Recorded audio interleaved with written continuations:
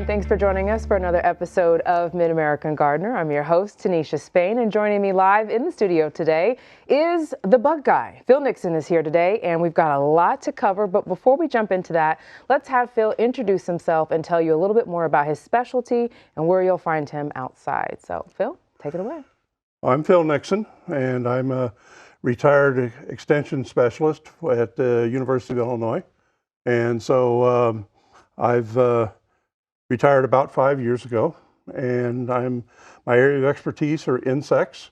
And so pretty well get into pests of any type, but as far as long as they move, we don't do diseases or weeds. But other than that, and I did that for 37 years for extension service, and decided it was my time. So after that, and then I have a hobby of bonsai. So Yes. that's something that we're going to talk about today as well. And just before we started recording, Phil was sort of calculating on a typical year how many talks he would have given by now, and it's over 100 on a normal year. Typical year, about 110, 120 by now. That's crazy. And since I've been retired, I've done one. Hey, because you can do that. Yes, now. I can do that now. Yes, yes. So last time you were here, you brought this tree, and it looked a lot different. Yes, it had no leaves. Than it does now. So walk us through about how long it's been, where it's been, and I mean, it's absolutely beautiful leafing out. So tell us about this one. Well, we are, this one has been in a greenhouse all winter, but it's been a cold greenhouse, one in which the temperature, we have a heater that will kick on, I think, when the temperature gets to 39 degrees. So, or 38, somewhere around there. Actually, I guess it's lower than that. It's somewhere around 21 or 31 or something of that nature. But at any rate, it's cold with the idea that this is a temperate plant that normally needs a cold winter. And we have other bonsai that we actually left outdoors all winter long. And that was, and we actually have an east side of a house where it's kind of protected. And the nice thing about an east side of a house is that you don't get a lot of sunlight warming it up too much during the winter time. One of the things when you're trying to keep overwinter plants is that if they are hardy like those bonsai are, then they need to be kept cold. And so you don't want a lot of winter sun warming them up too much.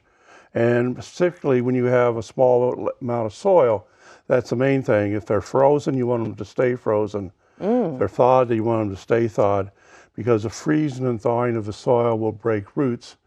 And too many broke roots means you don't have anything to support the top growth. Gotcha. Now, we also have some trees that in my area, I live out in the country, about 15 miles south of Champaign. And it's it's cold enough there that this type of tree, Japanese maple, will not survive in our yard. In Champaign itself, no problem. There's some urban warming sort of thing that occurs, and they have no trouble surviving, but we can't keep one alive for more than 2 years for anything in the country. And so what we have is we have a greenhouse for those trees that are marginally hardy, and I can grow not only Japanese maples, which are marginally hardy where I am, but also some things that are not hardy here at all that would be hardy, say, in Alabama or Kentucky or Tennessee. So the greenhouse, they get that cold treatment, but not just abused. Right. Being a hardy plant, you have to have, even if you're not only hardy, say, in Atlanta, Georgia, you have to have a cold period in order for it to rest, to set its buds right, things of that nature. And the trees that are growing in cold parts of the world outdoors are growing there because they have adapted to that climate, and they need to have that cold period. Without it, they will become weak, they'll sicken, and they'll die. So they need to have the cold period that provides. And so that's why we have a cold greenhouse. We also have a warm greenhouse. And these are small greenhouses. The cold one's 10 by 13 feet, so it's not a big thing. These are my retirement aspirations. Yes, yes. Now, how big and that will this greenhouse leaf is out? attached to my wife's she shed. Oh, another a perhaps she shed. She shed. I'm yes. writing all this down. So yes, she's into art, particularly not just painting and drawing, but also sculpture and things like that. Nice. So it gives her a place to do all that The sort of she thing. shed and the cold and the warm greenhouse. I Yeah. like it. Yeah. This is goals right here. Yeah. So will these leaves get big? They or will is get this bigger. Bigger? This is a dwarf Japanese maple. The typical size on a Japanese maple leaf would be somewhere around 3 to 5 inches across. Okay. Many times around closer to 3 inches. But this being is a dwarf plant, and it's not only dwarf in how quick it grows, the spaces between the nodes are very short, so you have leaves that are kind of stacked on top of each other, so to speak. And that's because the plant does not grow very much during the entire year. If we look at this tree, you can actually see that it grew this 3/4 of an inch last year. It grew a 1/2 inch the year before, grew 3/4 of an inch the year before that, and before that it grew 1.5 inches, and it only grew a little about 1/2 inch. Oh. And so there's Tells the whole story. 2, 3, 4, 5 years of growth in that much space. Wow. Whereas your typical maple tree in your yard, say one, even a Japanese maple tree that was not a dormant one would expect that in 5 years it would grow probably somewhere around 2 to 3 feet in length. Wow. Okay, so that's the difference. That's, yeah, in- huge of difference. that. It's also has roots constructed in a pot, which also restricts its growth on it. So that's not all just the variety. And how did this variety occur? It showed up as a sport on a regular plant.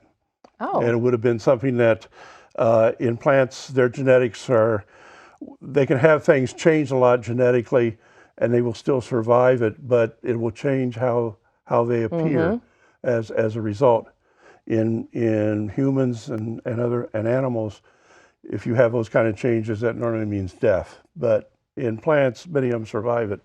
And so this would have been a branch that looked kind of strange on a regular tree, and it was cut off and reproduced asexually to keep this factor going. Now, does so this it would have been bloom? a sport, so to speak. Are these blooms here, old blooms, or does this tree bloom? This will bloom, yes. It will? And these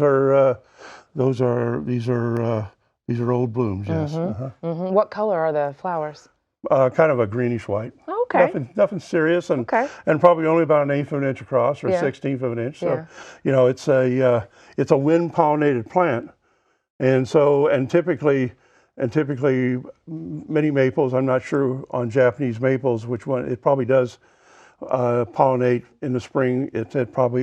These are probably flowers that has already had this spring already. Very So cool. it would have flowered early in the spring. These are all flower blossoms right here, where the public can see it, the viewers can see it, and they're essentially are spent flowers. But they really didn't look much bigger than that when they were full bloom. Gotcha. Very similar to that, and they blow pollen from one to another, and that's the way they get cross pollination for seed set. If they have very colorful flowers, that color and those big petals are made to attract somebody else to do the pollinating for them. Gotcha. Most commonly an insect. Gotcha. But wind pollinated plants are not going to have very showy flowers. They don't need them. They don't need it. Yeah. Yeah. Yeah.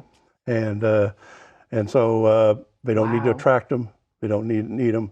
And so when you see a very colorful flower, it's because it's attracting somebody. They're calling someone Hey, over. hey, over here. Over here. We got some nice nectar for you. We got some extra pollen. That pollen is full of protein. Over here. That nectar's sweet as the plate of brownies.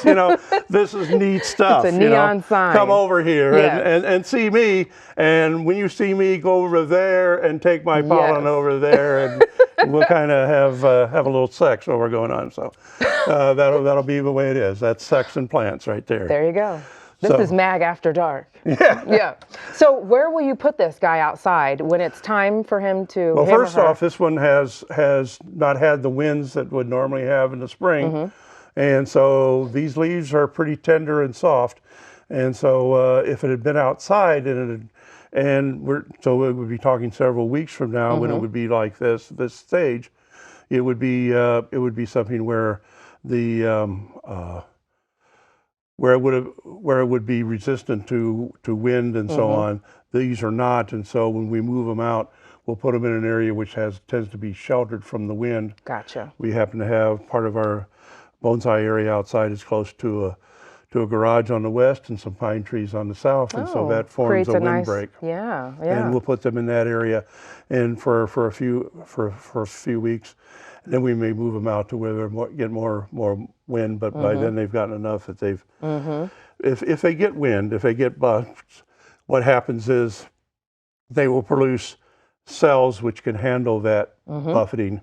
And again, if it grew up where it doesn't have any wind, it doesn't need those cells, extra energy. Yes. Why do it? Why produce it? It's like the petals on the flowers. Very cool. If you don't need it, you don't need to do it. Well, I can't wait to see this one even later when it's completely fully leafed out and. Yeah, the leaves will probably get probably twice the size it is. We have one here that's very cool. That is.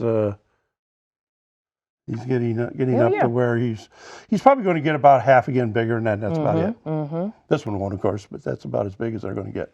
So in talking about trees, do you want to talk about your other bonsai, or do you want to go into? We can go ahead and talk about fruit if you want. Okay, let's do it. Let's talk about fruit. And we'll move because we're getting there. If you've got fruit trees at home, I'm sure they're waking up. And one of the main things that we have concerns about with fruit trees is that they will produce. We get a lot of insects that attack fruit trees. And the important thing associated with this, main one that we tend to grow the most, this happens to be a cherry tree. One that I'm going to train as a bonsai. It's been potted in a pot, hasn't been trained yet. I was going to train it maybe this weekend. I thought, that's going to knock the flowers off if I start messing around with these branches, so I better leave it alone. But so I wanted to have it to where I could bring them in. But the important thing to realize is that particularly the easiest one of the easier crops to grow as far as a fruit tree in your backyard are going to be apple trees. Important thing to remember, and I brought my mastodon to remind me this, and that is that apples are made to be eaten. The apple tree produces apples so that somebody will eat them. Yes. Carry them in their gut for a while, and then deposit them somewhere farther down the road. Okay? That's how the apple gets around. The maple tree will produce seeds that have wings on them, which will catch in the wind and will move. But the apple tree, when you have something which is this big around and falls to the ground, you don't want to grow that apple right at those seeds in that apple to sprout under that tree. That's not the ideal place, because it's going to get shaded out by the mother tree. Carry it somewhere. It wants to go somewhere else. And so I brought the mastodon today to remind me that everything likes apples. Mastodons did, mammoths did. Why do we know that? Well, today's elephants do, and they're just very close to today's elephants, exceedingly close. Okay, and so if these elephants like them, those elephants probably did too, very likely. Makes sense. As well as horses. Camels. We had camels in North America back in the Ice Ages. We had horses in the Ice Ages, and then they died out and they were brought back in by the Spanish. And they survived in Asia. And our apple trees, most of our apple trees that we grow now are originally from China. Interesting. That part of the world. Our apples, our pears, our peaches, our cherries, most of them came from China. Interesting. And China happens to be at the same latitude as North America. So what grows there grows here. Translates to here. Same weather conditions for the most part. And they had these kind of critters over there too. And so the idea of an apple is it needs to be very, very tasty, so and have no chemicals in it that are produced by the plant to keep things from eating it. There are other things that are produced, other fruits that are produced, other things that are produced that have nasty chemicals in them to keep them from being eaten. Interesting. And in fact, the apple does too. Its seed has cyanide in them. Yes, yeah. And so do cherry pits and so on. So the idea is you can have the outside flesh, but I need the seed. Yes. You can't eat the seed. Yes. Stay away from the seed, okay? I want you to carry that and poop that out somewhere where I can grow and have nice fertilizer There right we next go. to it. So that's the whole Circle idea. of life. And so people wonder sometimes, well, why do insects, why are there so many insects that eat apples?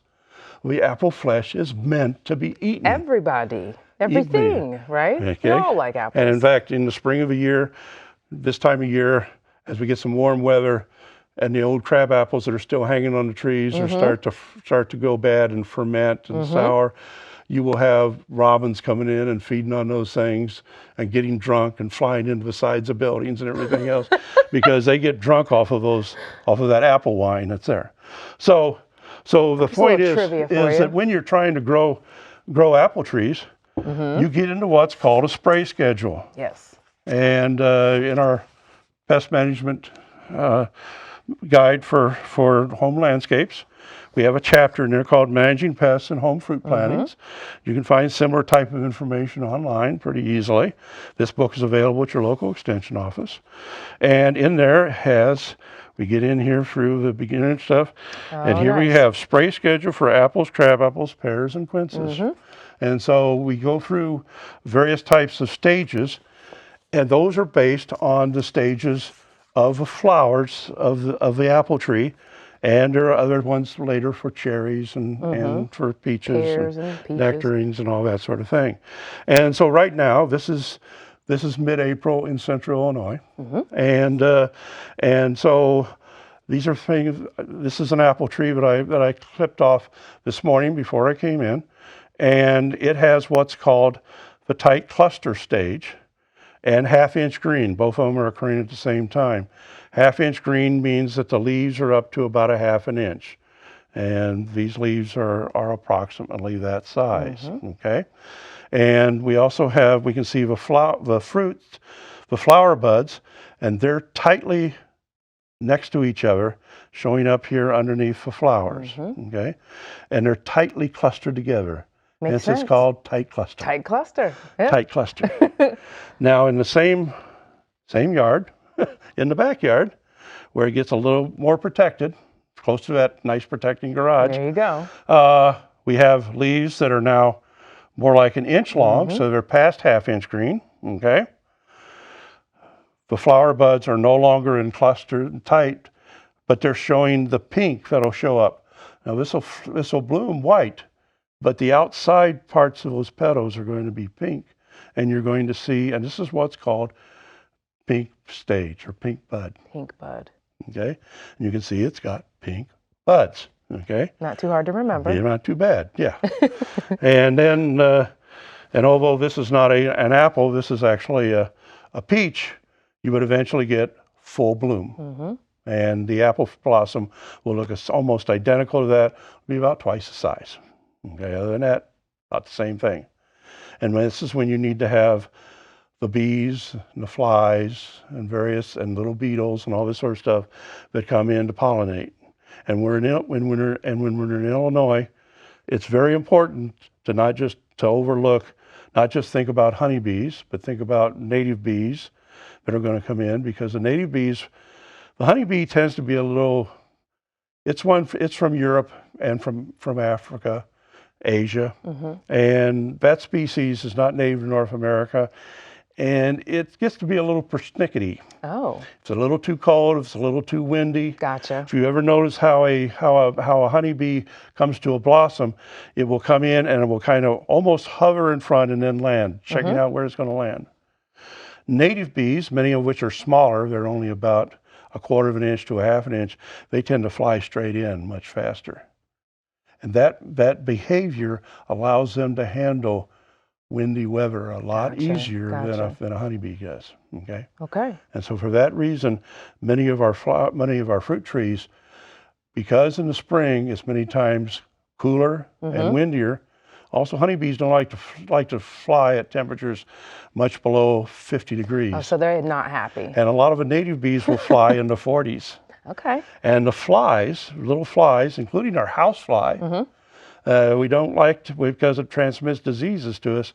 It will be out there in the spring because it overwinters as an adult, and so you can't get a spring too early for it to show up. The bees overwinter as adults too, and they will come in and they will pollinate. Blowflies will do this. Other types of flies will pollinate these flowers.